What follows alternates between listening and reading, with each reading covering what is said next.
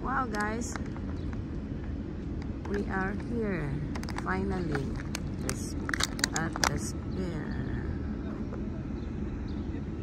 So big ground lang talaga siya guys, and then I think sa baba, I don't know what's underneath. Maybe something, or maybe a shopping place, or and then you can park here guys. Wow, laki ng mall na to.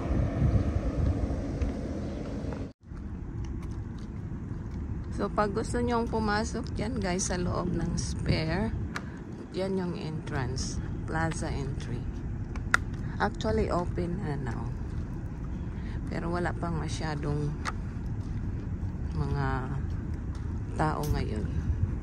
Iwan ko kung open talaga sila. Not sure kung ano dyan sa loob guys, pero meron atang bayad. Kasi sabi pwede daw mag-book ng ticket online. So yan, nakita na natin ang malapitan yung Sphere. Malapit lang siya sa Wynn Las Vegas at Encore Hotel.